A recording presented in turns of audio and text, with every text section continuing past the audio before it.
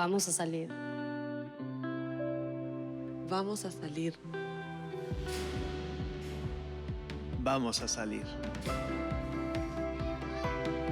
Vamos a salir. Vamos a salir. Vamos a salir.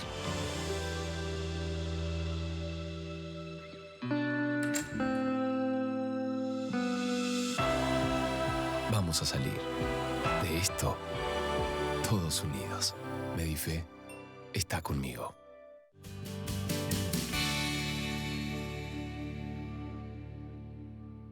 Hola, ¿qué tal? ¿Cómo les va? Bienvenidos. Somos Salud en Todas las Políticas, trabajando desde casa. Hoy queremos ocuparnos del sistema prehospitalario. En ediciones anteriores hablamos del cuidado de la salud en el contexto de pandemia, qué pasaba con las consultas, con las otras enfermedades, con las emergencias, con los controles, con los tratamientos prolongados, cómo se estaban desarrollando y sí marcaban una caída, ¿no?, en la atención, en las consultas, mientras que el sistema sostiene ya a esta altura del partido, después de casi medio año en esta situación, estar preparado para poder sostener tanto las cuestiones vinculadas al COVID como el resto de las patologías. Pero hoy queremos ocuparnos especialmente del sistema prehospitalario, el sistema de emergencias médicas, cómo está funcionando en nuestro país en este contexto en el cual estamos viviendo. Vamos a hablar con dos referentes de FEM que nos van a aclarar y nos van a contar sobre todo cómo está esta situación. Pero antes quiero saludar al doctor Gabriel Barbagalo, amigo del programa ya, con su lado B. Hola doctor, ¿cómo va?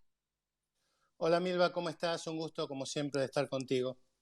Igualmente, el mío, para vos. Bueno, Gabriel, nos dejaste el otro día, desarrollaste el concepto de vulnerabilidad y cuando estábamos llegando al final de la columna me dijiste, pero también hay un lado B y lo estamos esperando. Así es, yo te decía que la semana pasada te comentaba que la vulnerabilidad es esa susceptibilidad a sufrir algún tipo de daño, esa menor resistencia a las amenazas externas y que la graficábamos con el camino hacia donde va la población, en el cual va a tener una mayor edad poblacional, tenemos que tener una población más longeva, quizá a mediados del siglo, arrastrando enfermedades crónicas y soportando el flagelo de la soledad. O sea, asociábamos ese concepto de vulnerabilidad a fragilidad. También te decía que existía un lado B y es el del que me quiero ocupar hoy, tomando como ejemplo una especialista en las ciencias sociales como es Brené Brown, que ella explica la vulnerabilidad, lo toma a partir de un discurso de un presidente de Estados Unidos, que es Theodore Roosevelt, donde ella dice que la vulnerabilidad es sinónimo de valentía, es perder la vergüenza, es mostrar coraje y mostrarse tal cual uno es, caminar por la vida tal cual uno es. Y lo desarrolla con tres conceptos fundamentales. Primero, el coraje de mostrarse imperfectos, luego la compasión, tanto a sí mismo como hacia los demás, y luego esto de renunciar a los mandatos, renunciar al deber ser, algo que está bastante arraigado especialmente en las poblaciones latinas como la nuestra. De allí que ella identifica la vulnerabilidad más con la valentía y con el coraje, con esta pérdida de miedo y con esta pérdida de la vergüenza, más que con la fragilidad. Y te lo voy a graficar con un ejemplo que todos conocemos, que tienen que ver con dos personajes de ficción. Uno es el Capitán América. Capitán América es un personaje de ficción que tiene armas poderosas, que recibió un suero que le dio superpoderes y que le enseñaron todas las artes marciales y que a través de ese tipo de poderes se hizo invulnerable. Y otro es el Chapulín Colorado, que del pánico hace casi un lema, que tiene miedo y pese a eso se enfrenta al mal, se enfrenta a los villanos, llevando ese miedo y arrastrándolo, pero enfrentándolo. Y te hago una pregunta. ¿Quién es más héroe de los dos? ¿El más vulnerable o aquel que tiene todos los superpoderes? Desde luego en el desarrollo que vos planteás, naturalmente en este esquema es mi adorado Chapulín Colorado, además, ¿no?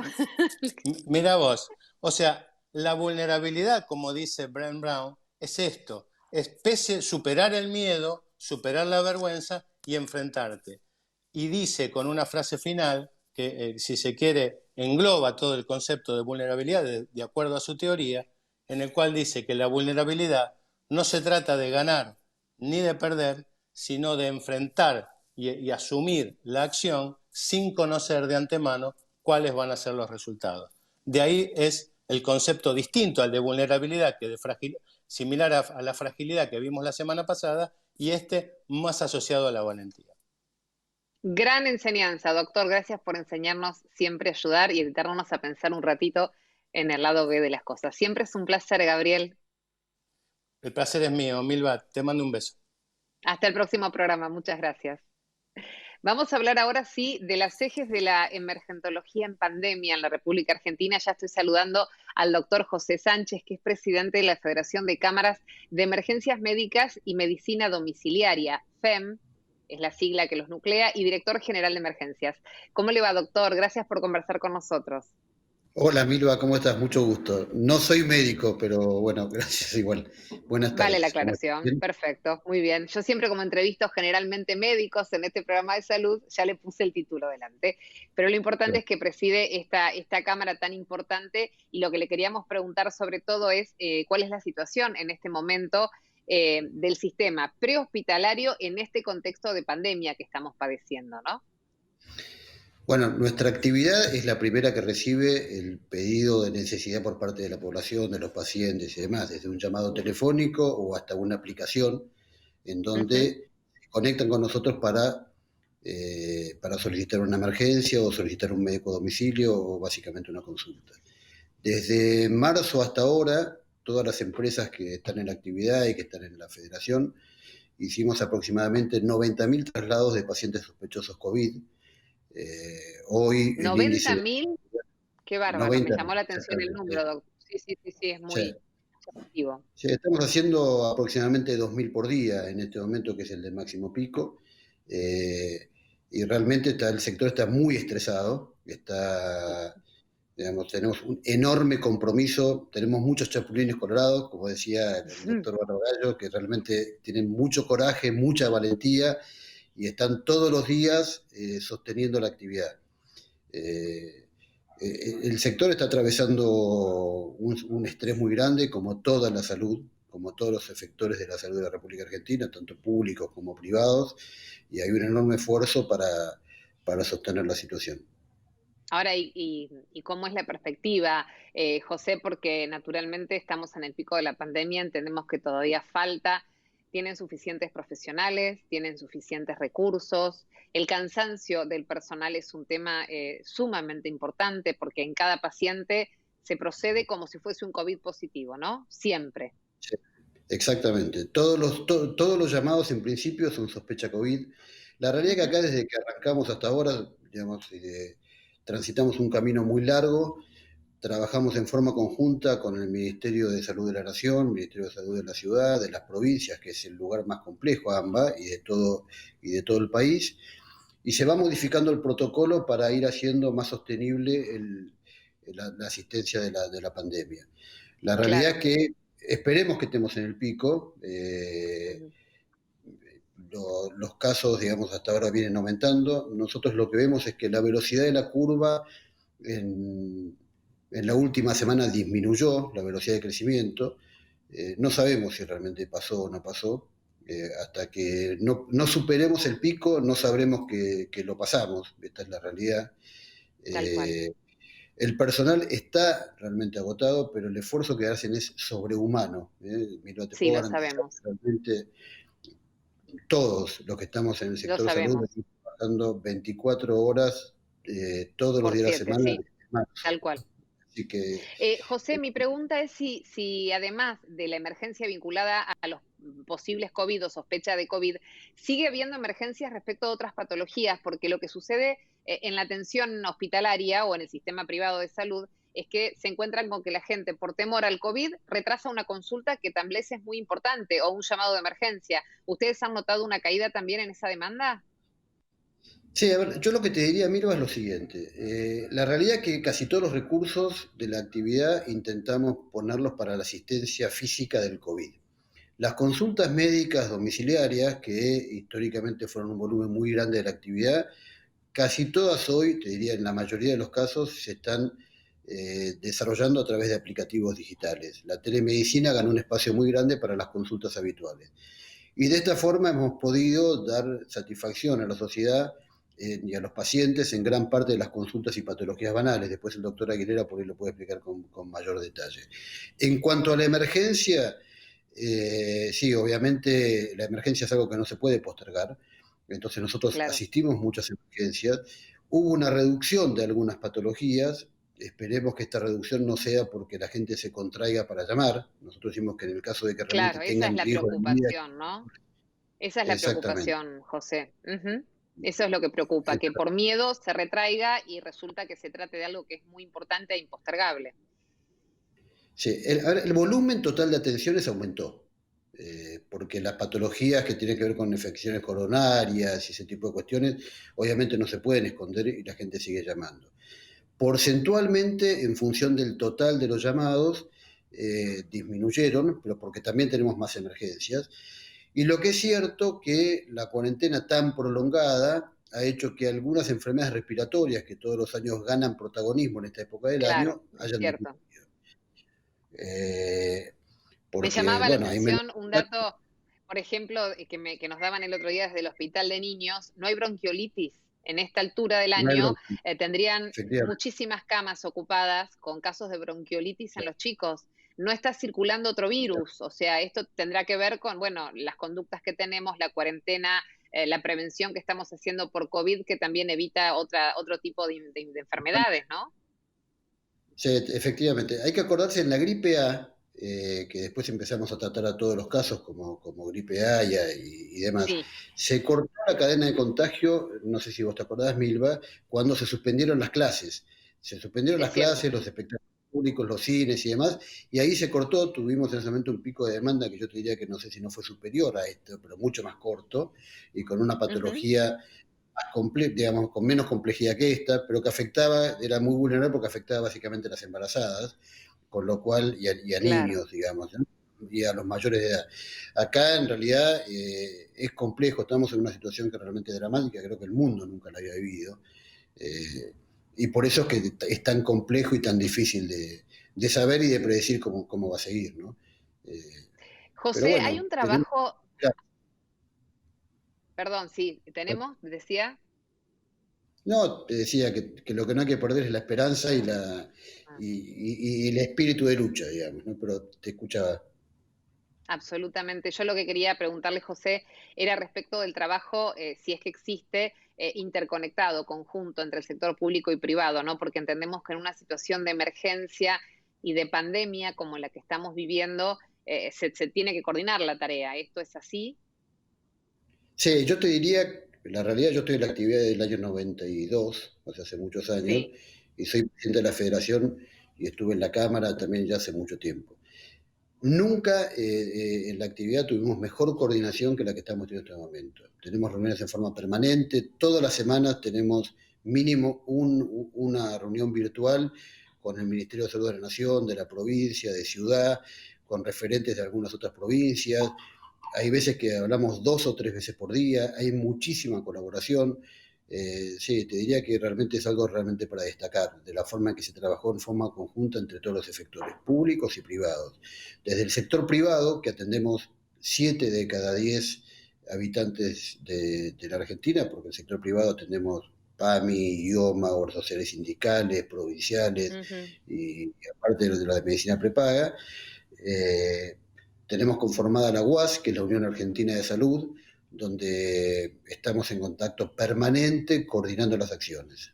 Así que sí, bien. realmente te diría que no podríamos haber llegado al nivel en donde estamos desde el punto de vista de asistencia de la patología si no hubiésemos coordinado tanto las acciones entre todos. Tal cual, José, como lo cuenta, no todo el sistema sanitario de la República Argentina está trabajando de una manera extraordinaria, a pesar de las falencias con las que ya veníamos, se ha armado realmente en esta pandemia de una manera admirable. Gracias, José Sánchez, por esta entrevista, por esta conversación y bueno, estamos en contacto para una próxima oportunidad.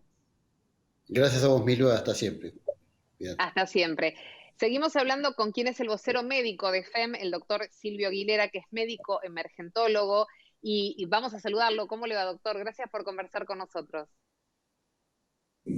Hola, ¿qué tal, Milva? No, gracias a ustedes y es la primera vez que estoy en el programa y muy contento porque este programa, La salud de todas las políticas, es un lema muy importante y esta Ujú. pandemia ha hecho que la salud esté en la agenda política y veremos qué pasa cuando termine la pandemia. Para nosotros los médicos es muy Cierto. importante que, dice el lema de ustedes, que la salud esté en todas las políticas.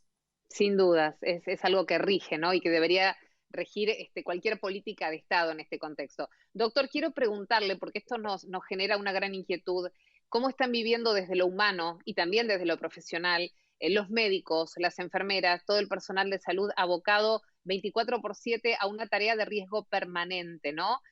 Seguramente los médicos, las enfermeras y demás están acostumbrados a las urgencias, a las emergencias, pero esto es otra cosa, esto es una pandemia y seguramente nadie vivió esto antes. ¿Cómo se lleva todo esto? Bien, está muy bien lo que decís con respecto a la emergencia. Mucha gente piensa que la emergencia es algo improvisado, es algo que uno está sin saber qué hacer y en el momento tiene que decidir. La emergentología es una especialidad que en nuestro país recién en diciembre del año 2010 fue reconocida como tal, pero que existe desde muchísimos años antes. Nosotros los médicos emergentólogos estamos preparados para recibir todo tipo de pacientes, porque la emergentología se define como aquella especialidad que atiende todos aquellos pacientes que requieren una atención médica no programada. Es decir, esto va desde un simple resfrío hasta un infarto agudo de miocardio con descompensación hemodinámica. Bien, nosotros los médicos estamos preparados para tomar decisiones. Hay momentos en que uno tiene que actuar rápidamente sin pensar y en otros momentos piensa y después toma las decisiones. Es decir, que a nosotros la pandemia no nos cambió con respecto a nuestro accionar diario. Sí hay un condimento importante que es la posibilidad de contagio. Bueno, nosotros ha variado en Argentina la tasa de infección de los médicos, fue por allá en abril un 14% y en este momento estamos en el 8%. Ahora, ese 8% es mucho mayor de lo que representa el personal de salud del total de la población. Es decir, que nosotros somos de riesgo. Hay dos estudios, uno de Inglaterra y otro de Estados Unidos, donde muestran que los médicos tienen de 3 a 10 veces mayor probabilidad de contagiarse el coronavirus que la población en general. Por lo tanto, esto es lo que en todos los servicios de emergencia, prehospitalarios y hospitalarios, se le transmite al personal de salud, que lo primero es el cuidado personal. Esto en los que hacemos emergencia y sobre todo en el prehospitalario, siempre hablamos que cuando llegamos a un lugar a atender a un paciente, lo primero es la seguridad propia. Es lo que decimos que la Claro, escena tiene que ser segura.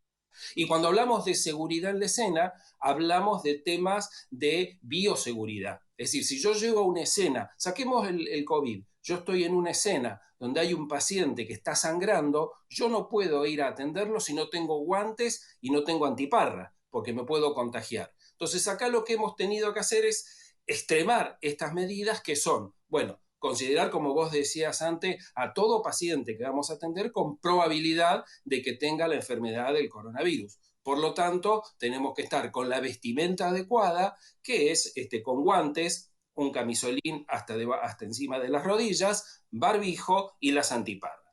Esto es en general. Después, si nosotros tenemos que atender algún tipo especial de paciente en el cual se produce lo que nosotros llamábamos aerosolización, es decir, que el paciente pueda emitir unas gotitas más chiquitas y que esas gotitas sí lleguen a nuestro cuerpo. Entonces, en ese caso, lo que usamos es una máscara facial y además cambiamos este barbijo que ya lo nombro porque es muy conocido por todos, que del barbijo quirúrgico pasamos a este barbijo que se llama N95. Entonces, ujú, esto hace que es sabido que el personal de salud se contagia más cuando no toma estas medidas de precaución. Y acá está la responsabilidad del personal que está a cargo, ya sea de un servicio de emergencia prehospitalario o hospitalario, de proveer todos estos elementos. Con todos estos elementos nosotros vamos a estar mucho más tranquilos, pero sin claro. duda el nivel de estrés de los médicos que están en la primera línea de batalla, ya sea en los hospitales o en el prehospitalario, sin duda que ha ido subiendo. Pero por suerte no hemos tenido hasta el momento, por lo menos la información que circula entre los médicos emergentólogos, ningún episodio de esto que llamamos estrés postraumático, ¿no? Es decir, después de haber Bien, atendido días pacientes, estar estresado a un nivel tal que no se puede continuar trabajando. Sí, todo el claro, personal habrá que está ver. mucho. Claro, porque usted piensa que va a trabajar, está de los lugares ahí donde se ve una gran cantidad de estos pacientes con coronavirus y después uno tiene que volver a su casa. Entonces el temor de llevar algún virus y contagiar a su familia es enorme. Y esto en general es lo que hemos percibido como mayor situación de estrés para la gente. Hay dos cosas más que nos inquietan, doctor, especialmente. Uno tiene que ver en el contexto de esta pandemia con la cantidad de pacientes, la cantidad, ¿no? El permanente ingreso de pacientes. El otro punto tiene que ver con la variación que puede llegar a tener la sintomatología, no sé, lo digo de esta manera para entender, ¿no? Y lo tercero es que tienen que estar prácticamente procediendo sin estudios previos, o sea, no hubo mucho tiempo, casi nulo fue el tiempo para poder informarse o tener rigor científico en lecturas o en publicaciones sobre cómo tratar la enfermedad. Todo junto sucede al mismo tiempo. Bueno, con respecto, que son varios aspectos esto, ¿no? Con respecto al tratamiento, es hoy lo que sabemos, los médicos que estamos informados, y circula mucho, es decir, entre nosotros, mucha información, es que no hay ningún tratamiento efectivo. Es decir, ni Claro. para prevenir. Es decir, yo estuve en contacto con un paciente probable que tuviera la enfermedad COVID-19 o con certeza. Bueno, yo llego a mi casa, entonces me compro algún medicamento y lo empiezo a tomar. Los estudios han demostrado que no. Este es el famoso medicamento que es la hidroxicloroquina, junto con un Ujú. antibiótico. Se daba como profiláctico se dice, bueno, preventivo por las dudas de que yo me podía haber contagiado, y se ha visto actualmente que no hay que utilizarlo ni como profilaxis ni en las etapas tempranas de la enfermedad. ¿Por qué? Porque produce serias complicaciones. Entonces, hoy no hay un tratamiento. Esto, como decís vos, quizás poco más de estrés, porque yo sé que si me contagio como miembro del sistema de salud, no tengo ningún tratamiento que se haya demostrado al día de hoy que sea eficaz. Entonces, esto sin duda que hace que nosotros como médicos emergentes conocemos esto y sabemos que no hay ninguna droga que decir, bueno, si me llego a contagiar, no importa, tomo este medicamento, este antibiótico o durante 3, 4 días y sé que no va a pasar nada. Nosotros Claro. exactamente porque nos manejamos con lo que llamamos medicina basada en evidencia, que al día de hoy no hay ningún tratamiento que haya demostrado desde el punto de vista de la evidencia científica que puede retrasar o puede que de alguna manera aliviar los síntomas y evitar que esta Está enfermedad claro. sea más grave. Doctor, y lo último, la cantidad de pacientes, eso debe ser algo que impacta también, ¿no? El ingreso de mucha gente al sistema con la misma patología. Bueno, el mix, hoy le preguntabas al licenciado Sánchez con respecto si las patologías han disminuido, la consulta, digamos, en general en los servicios hospitalarios y extrahospitalarios, el 80% son consultas no urgentes. Esa es la Ujú. que disminuyó en los hospitales, y es en la que el prehospitalario la manejamos mucho a través de telemedicina. El resto de las Claro, patologías siguen. Por lo tanto, no es que uno si ve 10 pacientes en el transcurso de 8 horas, digamos, en el prehospitalario, que en el hospitalario es sí, mucho sí, sí, sí, mayor sí, cantidad. sí, sí, Son comprendo, todos pacientes con COVID positivo. Uno los claro, trata, como tales, obviamente, tiene todos los elementos por las dudas, digamos, como si fueran COVID positivo, pero no es que uno a veces se imagina un servicio de emergencia y que uno ve un paciente grave, atrás otro, atrás claro, otro. claro, claro, Uno tiene sus tiempos entre paciente y paciente, o no todos los pacientes son pacientes los que llamamos críticos. claro. Doctor, nuestro reconocimiento, nuestro respeto a todo el trabajo de los médicos en emergentología, que están trabajando sin descanso y haciendo una tarea enorme. Gracias, doctor, por conversar con nosotros. Ha sido también un placer poder conocerlo personalmente y poder abordar estas cuestiones tan importantes, ¿no?, para estos días. Gracias, doctor. Gracias a ustedes por la invitación y un homenaje a todo el personal de salud que ha fallecido en todo el mundo.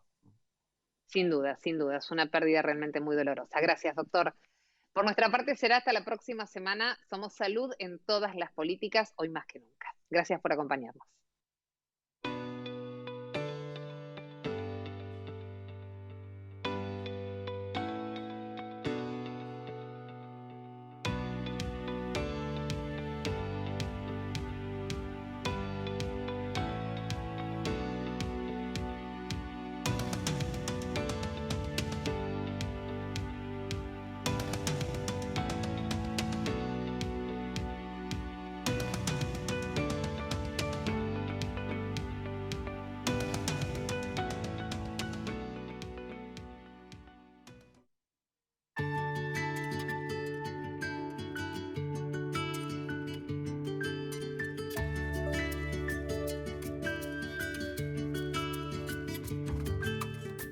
ANDAR, Obra Social de Viajantes Vendedores de la República Argentina. Planes de salud para empleados en relación de dependencia, monotributistas y particulares. Solicita un asesor comercial al 0810-345-0184.